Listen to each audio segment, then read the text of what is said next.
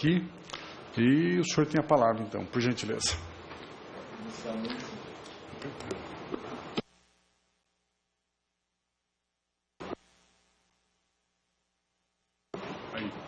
Inicialmente, bom dia a todas as pessoas que estão assistindo. Queria agradecer a oportunidade que o deputado Alex me ofereceu para falar um pouco sobre a possibilidade do uso da tecnologia para ampliar a capacidade de aprendizagem de todos os profissionais ou futuros profissionais. Hoje eu vou enfocar um pouco mais sobre como nós podemos formar melhor os médicos. Estamos num momento histórico importante. Abriu-se muitas faculdades de medicina, nós temos muitos novos alunos e a questão hoje, como podemos formar uma rede para compartilhar o que há de melhor e em excelência no país para que todos os futuros profissionais sejam bem formados. Então, eu trabalho na área de telemedicina, na Faculdade de Medicina da Universidade de São Paulo. Nós temos, desde 1997, a primeira disciplina de telemedicina do país. E hoje é um ponto que eu vou começar com esse cenário. De um lado, vamos dizer, o milênio passado, e do outro lado, o que nós esperamos como futuro. Milênio passado, e eu sou dessa época, esse era o meu segundo microcomputador, então vocês já sabem qual é a minha idade. Eu tinha fantástico 48 KB. E eu estava tão feliz porque o meu micro anterior tinha 16K. Hoje ninguém sabe o que é KB. Esse era o primeiro celular, esse era o suprassumo da ficção científica. Ficção científica, você podia falar por telefone. E de repente nós demos um salto. Esse salto, onde nós vamos usar dispositivos transparentes, tablets, com sistema de reconhecimento de imagem. Esse salto, onde nós vamos usar óculos holográfico para fazer um sistema imersivo para aprender mais. Bom, esse bebê não está com uma faixa verde de palmeirense. Esse bebê está com uma roupa inteligente, com um detector se urinou ou não. Então, o advento das chamadas roupas inteligentes que monitoram sinais vitais é a próxima realidade. Isso aqui não é o iPhone 6 que alguém sentou e dobrou. São smartphones dobráveis que viram bracelete. E para quando que é essa realidade? 2021. Daqui a 6 anos. Isso quer dizer, estamos preparados para gerenciar a nova tecnologia, extrair o máximo possível para fins de educação, formação e, proporcionar mais saúde para as pessoas? Essa é uma dúvida. Então, eu diria que eu trabalho numa área que eu não digo que é educação à distância. Uso o termo educação interativa. Porque só existe um termo, educação. Não existe a separação entre educação presencial formal com educação à distância. São únicos instrumentos diferentes que o professor gerencia a aprendizagem das pessoas. Tá? Então, esse é um ponto que eu trabalho muito. Eu diria que diante do sistema heterogêneo de qualidade entre as instituições, nós deveríamos começar a pensar nas universidades conectadas. Isso quer dizer que hoje nós alcançamos um patamar tecnológico que centros que têm boa infraestrutura podem compartilhar seus recursos laboratoriais com locais que não tenham. E nós proporcionamos excelente capacidade. E é isso que eu quero mostrar, que nós estamos num momento do chamado educação móvel em multimeio, sistema que flexibiliza a aprendizagem e colabora em conhecimento. Então, um ponto que é a educação interativa, nós precisamos começar a criar os chamados recursos educacionais interativos. Olha, eu sei que esse quadro parece complexo, mas só queria transmitir uma mensagem. Tudo tem que estar interligado. Não se deve fazer projetos isolados que não encontrem o ponto de conexão. Desses, eu marquei em vermelho as informações que eu quero passar. Primeiro, que nós poderíamos começar a construir o chamado fábrica de conhecimentos digitais de alta qualidade que possa ser compartilhado numa nuvem do conhecimento. Então, isto os bancos fazem. Se vocês forem ver, o mundo está caminhando para o chamado nuvem do conhecimento. Então, nós podíamos criar uma fábrica onde as melhores instituições poderiam colaborar com maior demanda em relação às instituições que precisam receber. E isso poderia compartilhar o que há de bom. A outra, o governo federal tem um chamado Telesaúde Brasil Redes. Bom, Telesaúde Brasil é uma ação assistencial, mas ela não pode estar desvinculada da educação. Como que eu vou prestar um ótimo serviço se eu não tenho um profissional bem formado? E aqui eu quis mostrar que antes de nós termos um grupo de pessoas que atuem no atendimento, eu tenho que ter uma coisa chamada avaliação de competência. Eu tenho que garantir que eu tenho ótimos profissionais. Para que eu possa fazer isto, o próximo patamar que nós temos que alcançar, que eu vou mostrar daqui a pouco, chamado sala de aula do futuro. É por isso que eu usei o termo chamado universidades conectadas. Uma sala interativa que forma as pessoas e essas pessoas estão habilitadas a fazerem o chamado teleatendimento. Isto é um bom plano de ação, formar excelentes profissionais. E eu vou focar muito nisso. Formar bons profissionais é disponibilizar bons conteúdos. Tá? Então, aqui é só para mostrar a interligação entre a educação com a atividade assistencial. Para essa proposta, nós criamos um termo chamado InovaLab, o chamado Laboratórios de Inovação em Educação. O Laboratório de Inovação em Educação, ele tem 4 grandes pilares unidos no centro pela nuvem do conhecimento. Um primeiro pilar, que é a parte onde nós temos as infraestruturas. Eu diria que hoje, criar, por exemplo, uma sala de aula do futuro é um custo muito baixo quando comparado com as infraestruturas convencionais de uma faculdade de medicina. E isto, ele permite, basicamente, você educar mais. Inclusive, vocês veem que aqui eu pus uma pequena foto de uma realidade aumentada. Eu posso aprender anatomia com realidade aumentada e eu posso interagir com professores à distância. Um segundo, que é o chamado Centro de Produção Digital. Ele seria uma unidade que eu comentei agora há pouco, do chamado Fábrica de Conhecimentos. Essa fábrica de conhecimento, ele pode colocar todo o conjunto produzido nessa nuvem chamado Biblioteca Interativa. O terceiro conjunto é quando eu preciso treinar habilidades.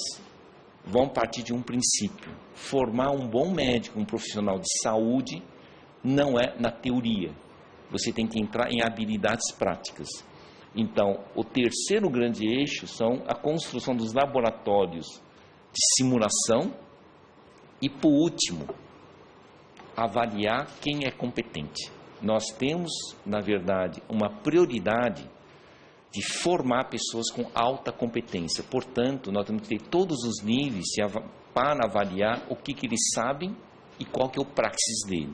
Então, esses são os 4 pilares do InovaLab, composto por um grupo chamado Grupo de Gestão de Educação 3.0. Então, é assim que nós enxergamos como que nós podemos avançar na melhoria da educação de uma forma replicável e compartilhada. Aqui é um exemplo de uma sala de aula do futuro. Por exemplo, principal objetivo da sala de aula do futuro: compartilhamento e reduzir em 50% as aulas teóricas desnecessárias, e você converte essas aulas teóricas em raciocínio e em praxis. Isso é, atividade prática. Então, ele nos permite, aqui eu estou dando um exemplo, onde uma sala de informática, ela serve como uma sala de microscopia. Isso quer dizer, eu posso escanear as lâminas e todas as pessoas podem aprender histologia, patologia, microbiologia, micologia. Então você consegue concentrar os recursos numa unidade interativa, tá? Então aqui eu só estou dando um exemplo que nós nem precisamos fazer grandes reformas. O que nós podemos é pegar a estrutura existente de sala de informática e projetar de uma forma, digamos, viável para que tenha um multiuso. Então, ele pode ser utilizado para aulas presenciais conectadas ou para se tornarem laboratórios de aprendizagem. Esse aqui é algo que nós usamos muito. Quando eu estou trabalhando com 80 alunos, se cada aluno me fizesse uma pergunta e a minha aula tivesse 1 hora, eu não conseguiria ter mais aula nenhuma. Nós criamos uma outra tática. Todos os alunos votam e as 5 perguntas mais votadas o professor discute. E as 5 perguntas que o professor achar mais relevantes, mas não for mais votadas, ele também discute. Portanto, eu consigo democratizar um pouco mais o perfil do que o aluno precisa. Isso que nós chamamos de aula flexibilizada. O professor interage. Tá? Então, o laboratório de informática se torna um dos grandes sistemas de educação ouvindo o aluno. Aqui eu estou dando um exemplo. Essa é a nossa faculdade de medicina. Sou da Faculdade de Medicina da USP, nós criamos o chamado, digamos, anfiteatro conectado, com videoconferência, podemos fazer reuniões, mas aqui eu queria mostrar uma outra coisa. Um notebook, mais uma câmera, eu consigo fazer um sistema de interação e transmissão online. Então, felizmente, hoje, os custos na tecnologia caíram tanto, que mesmo com o que nós chamamos de tecnologia normal, nós conseguimos realizar uma boa educação. O que nós só precisamos é ter um grupo que pense numa inovação. Hoje, inovar não é apenas incorporar tecnologia de alto custo. Inovar é, inclusive, pegar tecnologias comuns, com métodos interessantes, com conhecimentos de alta qualidade. Tá? Então, aqui eu só estou mostrando o chamado interatividade com sistema de baixo custo ou tecnologia de acesso convencional normal. Esse é um outro exemplo que, de repente, nós estamos dando aula e nós achamos que nós precisamos que os nossos alunos tenham uma aula complementar. Então, nós usamos chamadas salas digitais. Para que servem as salas digitais? Para fazer reuniões à distância, de tal forma que o aluno ele possa rever. Então, isso já está gravado e transmitindo para smartphone e tablet, e o aluno pode interagir. Então, isso quer dizer que o professor, a partir de agora, tem novos instrumentos. O que nós precisamos fazer? Formação docente. Para que o professor possa trabalhar melhor, eu tenho que criar a formação docente dele se habilitar com as novas tecnologias. Você vê que hoje o smartphone convencional faz conexões e interações online de uma forma fácil. Tá? Então, aqui eu tenho 25 alunos interagindo comigo numa reunião onde a pauta é pré-definida por votador de pergunta.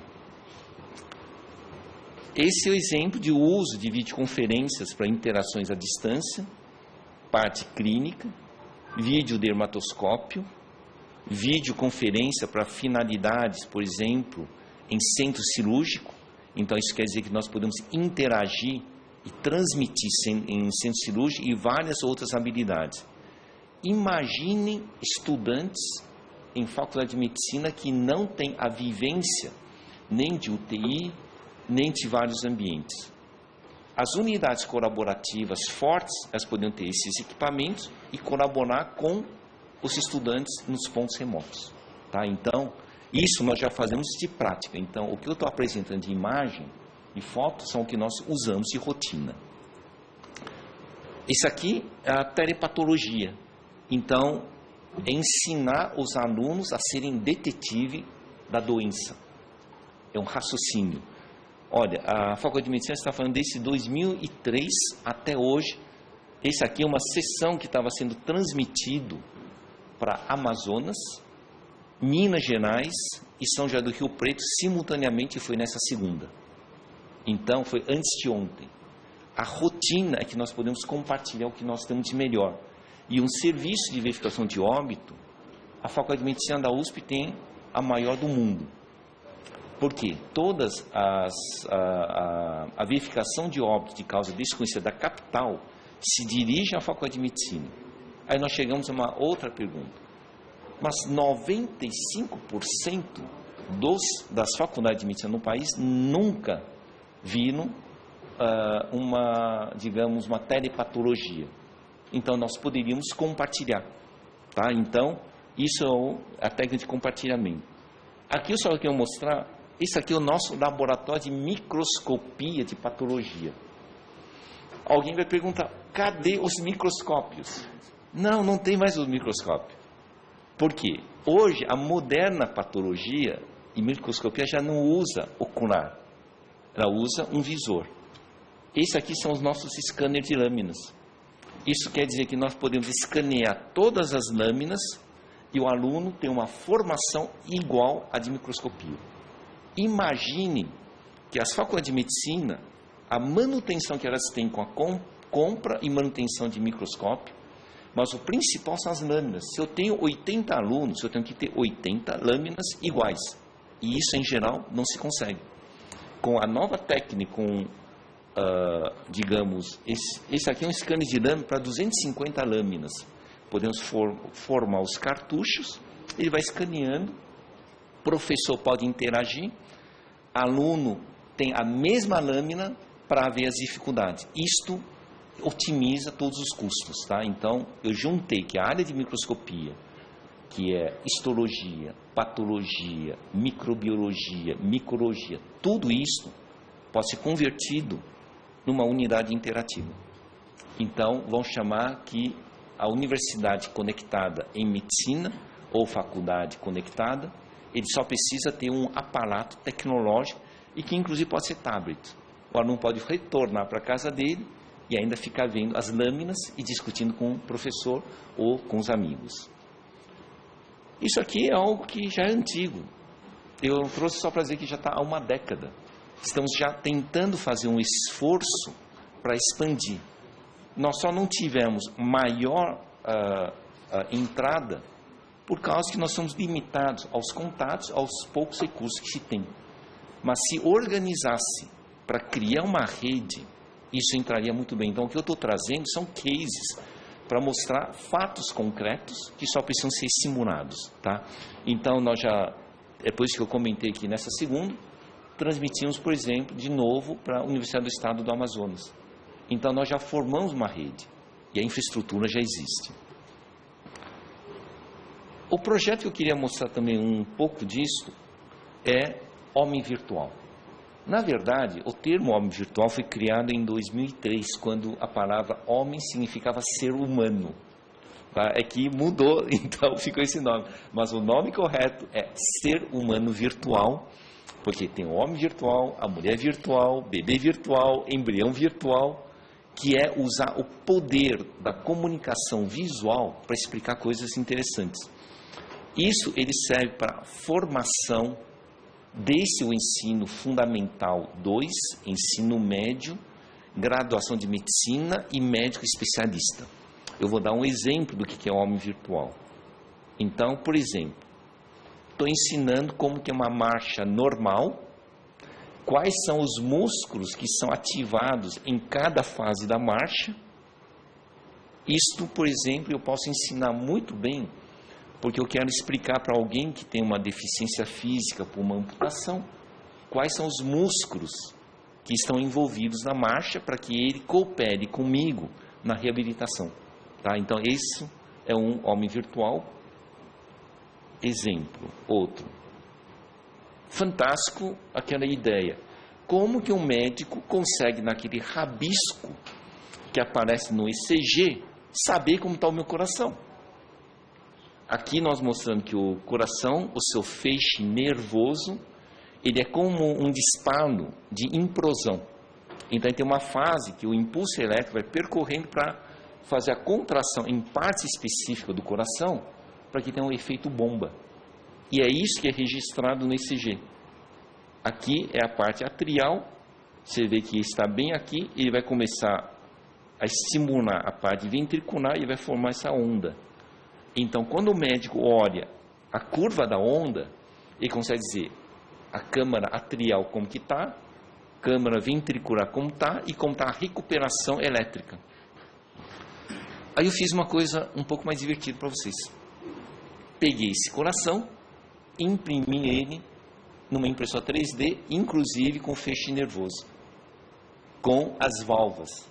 Então, o fato de ter a vivência de tocar, olhar e ver, isso faz uma aprendizagem. Eu sempre falo que a impressora 3D vai nos revolucionar em algumas coisas. Um deles, eu consigo mandar o arquivo que produziu isso por internet e quem tiver impressora imprime exatamente a mesma peça. Isso quer dizer que nós encontramos uma forma de distribuir material de alta qualidade. A outra, isso aqui não é nenhuma parte de corpo humano, isso é orgânico. Isso quer dizer que eu posso trazer para cá. Se isso fosse um coração de fato, não posso tirar de dentro de uma faculdade de medicina. É crime. Então, o que nós fizemos? Aumentamos o tempo que o aluno pode estar convivendo com material de alta qualidade para aumentar mais a formação. Então, a tecnologia nos permitiu isso. Impressora 3D, interligado com um sistema de computação gráfica que permite ver temporalmente o que acontece. Então, nós temos mais de 400 modos, inclusive a parte de emergência, se nós queremos treinar os futuros médicos a lidarem com a parte emergencial. Articulação temporomandibular e outros. E no dia 13 de março desse ano, a Faculdade de Medicina lançou a autópsia virtual. Vocês sabem que a autópsia convencional era vista no corpo. A autópsia virtual foi inaugurado o mais potente aparelho de ressonância magnética da América Latina, 7 Tesla. Ele não pode ser utilizado ainda numa pessoa viva, porque não se sabe se essa potência pode causar males outros. Então, nós usamos para um diagnóstico em pessoa viva, 1,5 a 3 Tesla.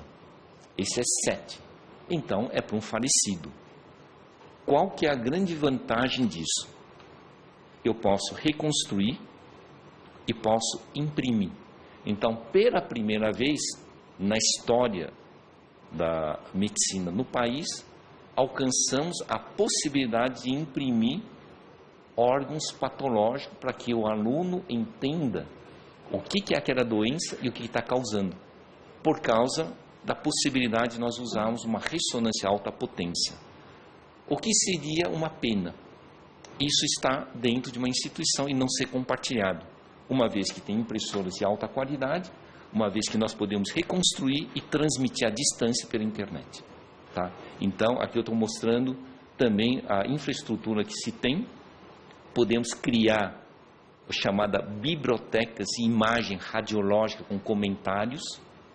Isso quer dizer que todos os alunos de todos os lugares poderiam ter um acervo de alta qualidade de imagens radiológicas para que eles possam interpretar e quando eles se formarem, eles possam fazer um raciocínio investigativo.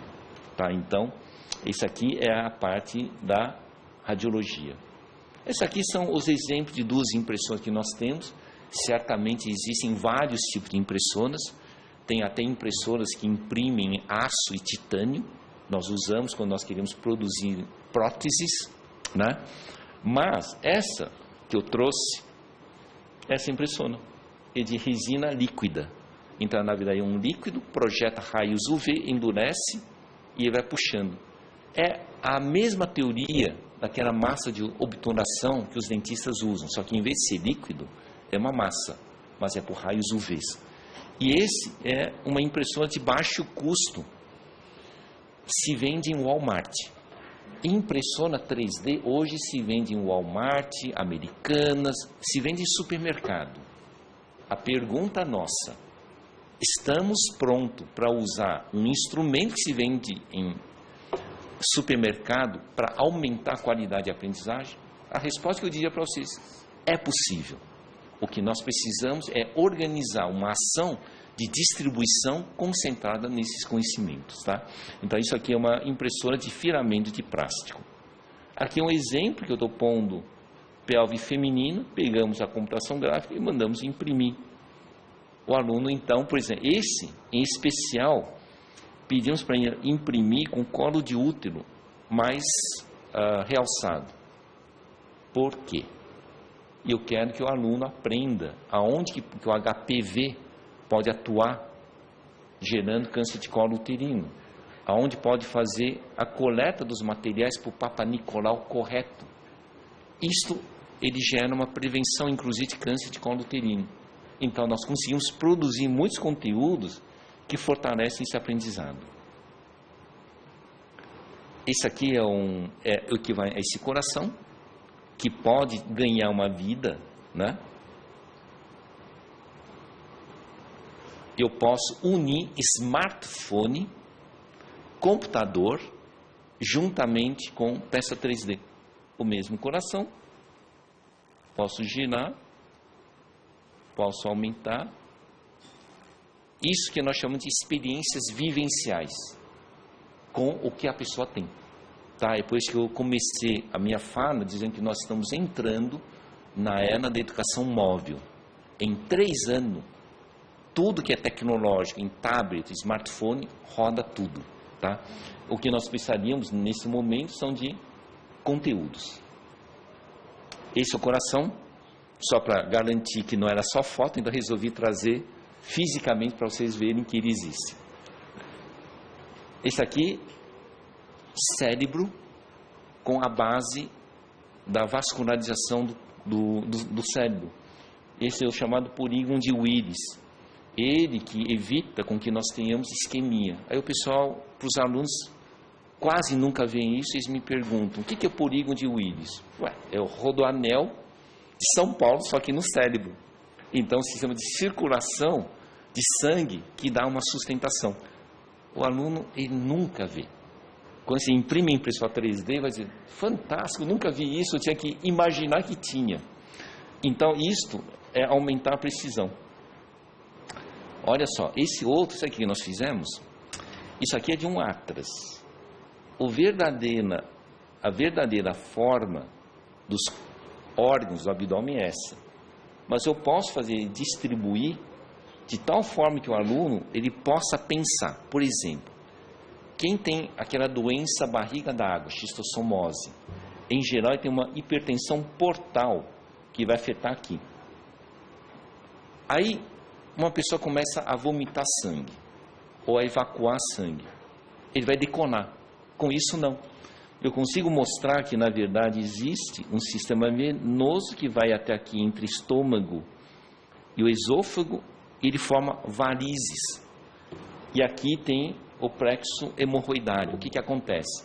Se você tiver uma obstrução perto do fígado, você aumenta o calibre das veias entre o esôfago e o estômago, no plexo hemorroidário. Portanto, em casos graves, pode ter sangramento. O que eu fiz?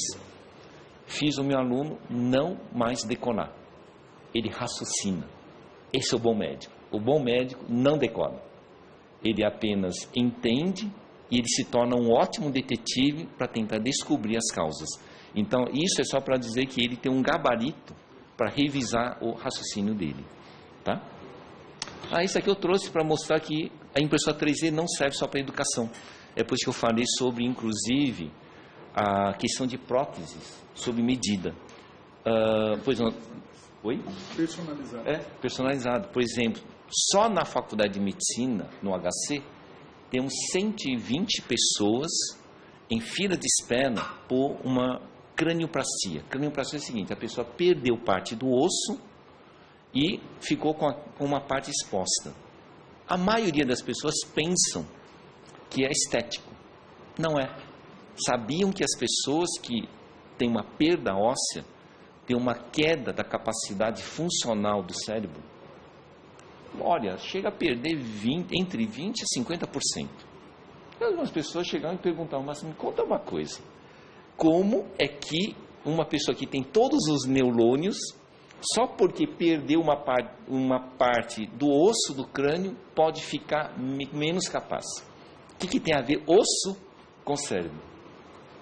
A teoria é o seguinte, é que nem você diminuir a pressão de água. Por exemplo, em São Paulo nós estamos com um problema de água, você diminui a pressão. As partes mais altas da cidade não recebem água. Bom, se você deixa a canota craniana aberta, o líquor, que na verdade nutre o cérebro, também perde a pressão. Portanto, é muito provável que parte do cérebro não receba nutrientes suficientes e ele entra numa inatividade. Então, refazer a cirurgia e recuperar a pessoa não é estética. É dar vida e recuperar socialmente. Só para vocês terem uma ideia. Se vocês mandam isto para os Estados Unidos para produzir uma prótese, a partir da tomografia, direitinho para a pessoa, ele custa em torno de 30 mil reais. Com a técnica que nós fizemos, o equivalente, ele sai 3 mil. Isso quer dizer, o Brasil tem capacidade de formar uma rede e resolver toda uma questão. Agora, você pode aprender técnicas cirúrgicas e produzindo resultados bons e compartilhando um com o outro. Tá? Então, essa é uma mensagem que, inclusive, produzindo, podemos usar videoconferência, mandamos as peças para diversos lugares, todo mundo tem a mesma estrutura e nós chegamos à possibilidade da chamada educação interativa. Todo mundo analisando a mesma estrutura e aprendendo o mesmo conhecimento. Tá? Então, essa seria uma abordagem que eu queria passar hoje, essa mensagem. Estamos em ponto totalmente maduro para iniciar a fase da expansão. O que nós só precisamos é uma orientação e formação de uma rede. Tecnologia já existe e o custo não é alto. Se cada impressora 3D custasse seus $200 mil, é problema. Mas nós temos impressoras 3D de R$4.500. Impressoras 3D melhores em torno de 16 mil e nós vamos fazer muito. Nós podemos melhorar as possibilidades de todas as salas de informática e fazerem com que eles tenham muito mais valor, inclusive para fazer coisas em relação à microscopia e outros. Tá? E, por último, só para fazer encerrar, tablet, smartphone, são armas poderosas, desde que nós saibamos usar. Senão, eles só servem para as pessoas assistirem vídeo ou fazerem jogos. Não, nós temos que fazer uma coisa chamada curso de capacitação dos docentes no uso de tecnologia interativa e nós otimizarmos a educação. Tá? Então, aqui está uma mensagem, espero que eu tenha conseguido transmitir um pouco pelo menos das ideias. Queria agradecer novamente pela oportunidade, estou à disposição. Muito bem.